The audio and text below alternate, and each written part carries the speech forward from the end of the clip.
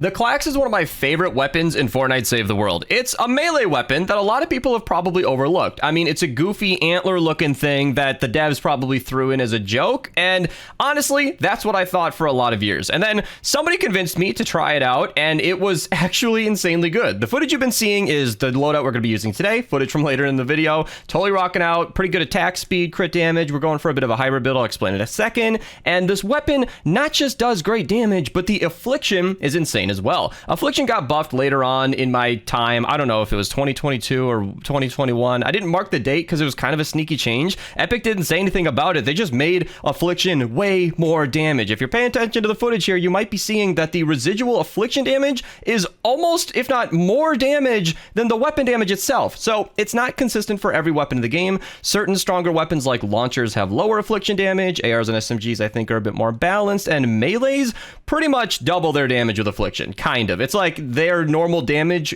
every single second, and it can crit, which is insane. Now, it doesn't need to be a melee to crit. In fact, that's one of the major components of the Sub-Zero Zenith build, where we're using bows in a crit build to freeze the targets, and then the residual Affliction keeps them frozen. The Xenon bow works best for that. I'll link that video down below, but focusing in back on the Claxe, the weapon we're using today is an attack speed, crit damage. Fire is out of season. You see I've got 5 of these because I really do like this weapon. Water because we're going to be in a fire zone. Affliction because it's awesome. Damage to afflicted because it makes sense. Now, I think if you're going to be running Totally Rockin' Out, then you might want to try double crit damage. However, I really don't like slow swing speed. If you look at the stats here on the left, 0.54 is already with 1 attack speed perk. If we switch off of that 0.7, that means we are getting 0.7 swings per second. That's just too clunky. Even if that might hit hard, I just don't like it, and I'm not going for like a purely optimal build. I'm just trying to show something that's fun for me and would look good on camera and feel good to use. So we're going to be using Assassin Sarah. I use Lotus Assassin because I'm a founder, but Assassin Sarah gives you a crazy damage bonus, stacking up to a 90% damage bonus in the lead. Totally Rocking Out, of course, just to buff that crit rating and give us a bit of healing. And because we're using an axe, we have that rare opportunity to use Dennis Jr., where axe eliminations have a chance to activate the team perk, upping our swing speed, upping our damage, and of course the team perk itself activates healing, and it gives us that crit rating bonus. Tons of good perks from that. Then we got Battle Beaten Support just to keep it a bit more consistent. She can activate from your trap kills as well, so if we place a few traps down, that'll be a lot more consistent. And then Paleo Luna is in this build, of course, because she's awesome, adding extra damage to every swing. Monster Smash will keep us even more alive. I don't think Toy Rockin' Out healing alone is enough to sustain you, so adding that life leech to every single attack is going to help a lot. And then lastly, Anatomy Lessons. So Toy Rockin' Out will not always be active. So with Anatomy Lessons and no crit rating perk, you might have seen it earlier, we have, what was that, a 37% chance to crit? Yeah, 37.5. So that's without the team perk at all, and that should help get the ball rolling so that when the team perk is active, we're critting a ton. That's it. That's the entire setup. So let's hop into a 160 zone and just enjoy how good the Claxe is. So one of my favorite things about these kinds of builds is that you don't have any wafers, you don't have any coconuts, so you have nothing to go and loot, and that is so nice. You can just get straight into the action, start smacking away, and even when they try to run, you can sprint over to them and take care of them easily. One hit. All right, so here's the plan. We got a smasher here, and we got a bunch of enemies next to us. I'm hoping that we can activate Totally Rockin' Out, so I'm smacking enemies nearby, and you can see the affliction damage. Let's just enjoy that for a second. 130k, 130k, 130k. Technically speaking, okay, I don't like it when people say this when they're like, oh, you can one-shot an enemy. Like, okay, affliction doesn't count, but you can see when the affliction is stacking, it's so strong.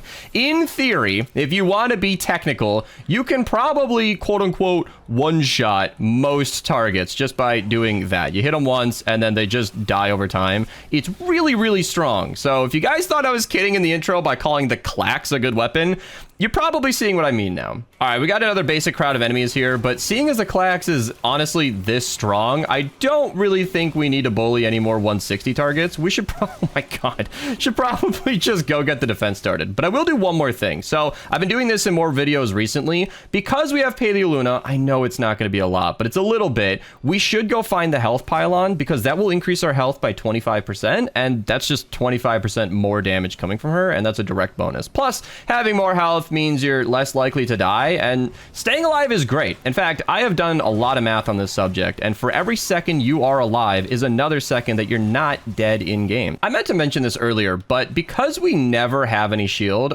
okay, is it down here, the health pile, or the shield pylon? Okay, well, because we pretty much never have shield during combat, it's kind of nice to consider Prehistoric Isa in support. She will be active more than you might realize and can help you stay alive if you're having any trouble with that. Here we go. So, okay, we were going to be at like 603,000, but now we're up there. So, clean 25% bonus. Little reminder for anybody who plays this game, and if you have a bunch of 130s in your inventory, try to spot imposters like this one. A double mag size 5 headshots in a row Krypton pistol is not something I made. What happens is when you do target practices and you kill glowing animals, every once in a while a 130 sneaks in your inventory and it just bloats things up, and you got to be sure to recycle that stuff because that's just free loot right there. Woo, I'm feeling good right now. Oh, that felt like a hit though. That felt good. Maybe I should play BR later. I am clearly trash. I am so sorry. I can't hit a shot to save my life.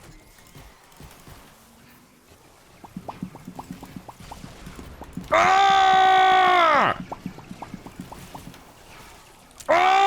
All right, gameplay begins. So I got a few tire traps down. Like I said, activating Rock and Riff with Battle Beat will be good because critting more will be awesome. And I think this game is just going to be carnage. This is one of my favorite melee loadouts. I know, Paleo Lunar Queen, usually in the lead, but look at this. So we have no coconuts, no wafers. Dennis Jr. is a really good perk. That's a high % chance to activate the team perk. And it only works for axes, which is unfortunate because a lot of the best melees that a lot of us prefer are swords. And this right here, by the way, that's why I ran Whiteout Fiona on support. She's redundant and useless when the team perk's active, but really, really useful for when it's not. And sometimes a smasher's charging towards your defense and you don't have enemies to kill to activate it. Thankfully, I had the tire traps to activate the team perk, as you guys saw, but still, this is one of my favorite builds because you are swinging fast, you're critting often, you're healing yourself with Arlene Isa. I mentioned Prehistoric Isa earlier. She can be nice. I do mean that. If you're a player who needs that, that's good. Maybe you just got to the 160s or you're swinging above your level. You know, maybe you're a par level 80 and your friends are bringing you to a 124, whatever. Maybe the session brings you to a place where you're a little underleveled. Maybe you're using this kind of build in ventures. Prehistoric Isa can be nice because you can see I am just sleeping without shield right now. Like I have no shield whatsoever for most of this. It's it's honestly like I have Blast in the Past active. So any perk that will give you anything for not having shield will be there. But yeah, you can see this build is pretty much complete on its own. We're doing a ridiculous amount of damage, hundreds of thousands of damage. One of those ticks was 700k. And all melees have group damage up front. So when you're swinging your melee, you'll be attacking multiple enemies at once, and that is really, really good. So anything in front of you is basically just dead. Once again, as long as you're critting as well, like look at that damage. That's just affliction. I hit that enemy one time. So as I'm standing here focusing on individual targets, the storm is changing direction, so I'm gonna head over here. By the way, high-level players don't do this. People join from my stream, and we have like a combined... We did this one time. Like, we looked at the hours played of our team. We had like 30,000 hours played in our team.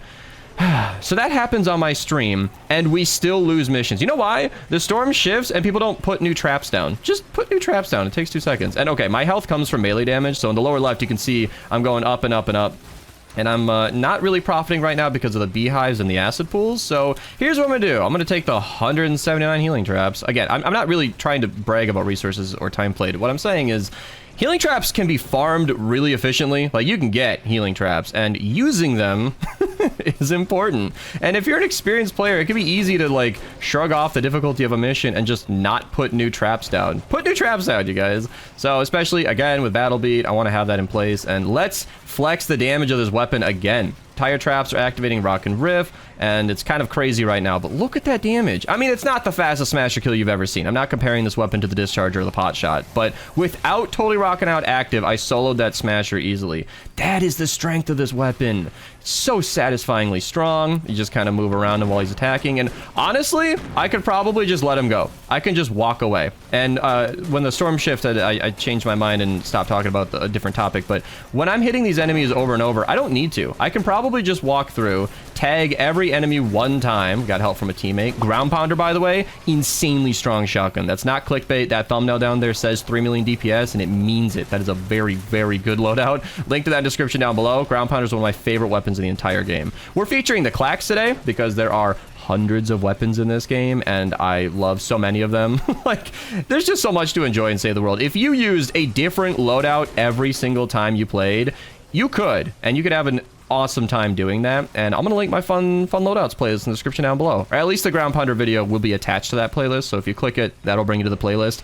It's got over 150 of my favorite loadouts in there, and I'm adding to it every day. This video is adding to it. As I'm recording, I've got 156 videos in there, but also as I'm recording, I have half a dozen unfinished videos on my computer, and instead of finishing them, I'm recording another one, because that's what I do. Those who have been subscribed for a while know I have a tendency to post videos like 6 months after they're recorded sometimes, because that's just what I do. I love to record. I love to show you guys builds. I love to record these on stream. Twitch link down below. You guys can see the chat down there. I'll catch up with everybody after this, but I love to do all that, and then editing is like a different mindset that doesn't always happen often.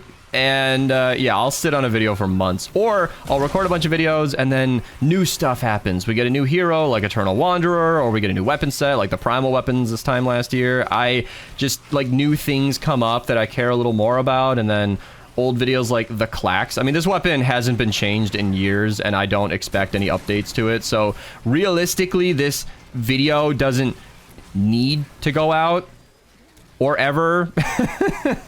So I just record this stuff because it's fun, because I think these weapons are cool, and it's honestly amazing how many players don't take advantage of the weapons they have. Oh no, don't kill the mini boss, you guys. They know I'm making a YouTube video. They know I'm here for one reason. Come on, you guys. Let's, all right.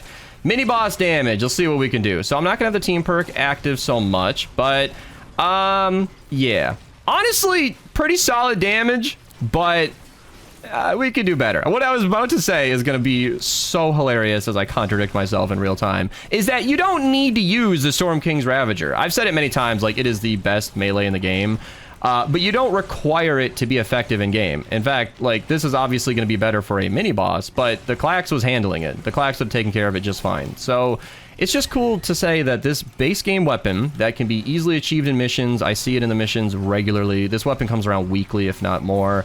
This weapon that you might have overlooked for years and years is actually really good. Like, really, really good. As I'm recording this, again, I don't know when this video will go live. As I'm recording this, it's during the Blasted Badlands season. So if that season's not active when this video hits the public, then the season was just there. And you had a chance to pick up Dennis Jr. You had the Rad Llamas to open, so you could get every hero in support. Dennis Jr.'s in support. The Claxe is a base game weapon. Assassin Sarah is a base game hero. Every fundamental component of this loadout is available regularly. Now, Arlene Iza giving us the extra health for melee damage is great. You might not have her. She's a Halloween character. Timeline in the description down below if you guys ever want to keep up with events. You might not have Arlene Iza, and she might be worth a voucher. You should definitely pay attention to the time of year that you're looking at this, but as I've mentioned a couple times now, Prehistoric Iza will help you a lot in keeping you alive, and that extra armor could help things. And as I said, farming's easy. Honestly, nowadays, healing pads are really cheap because these things don't cost anything important. Fiber serbs and flowers and bacon are not really being used by anything good anymore.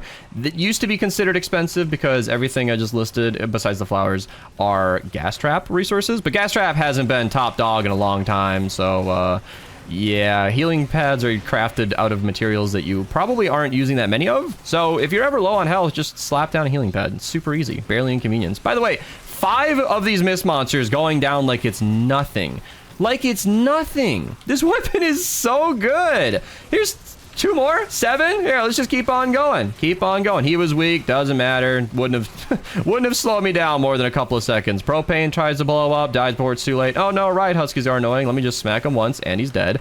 And a smasher. We're gonna close out the game with a smasher. Let's dodge the hit, attack him from all sides, get that damage to afflicted. Can we get Toy Rockin' Out active? Is it even gonna matter? Never even needed it. So I'm about to die, but there's like 10 seconds left in the game. So as much as I've been talking about the healing pad, I don't feel like it's worth with it when the match is literally over. So that's it. No second game. I'm not going to make this a long one. I just wanted to remind the world that the Claxe is insanely strong. Like, it's not just a fun thing if you're bored. Like, no, this is like an S tier melee, and you should give it a try. That's it. That's it. That's my advertisement for the Claxe. Subscribe, like the video, check out the playlist in the description down below. Ground Pounder's insane if you don't want a melee. I know, professional YouTuber, by the way, plugging a shotgun in a melee build, but that's what I do. That's what I do. I'll see you guys later. Enjoy your life. Get some ice cream, you know, try to go outside if it's nice out. Talk to that girl you have a crush on, or guy. Hey, if you like that too. Goodbye. And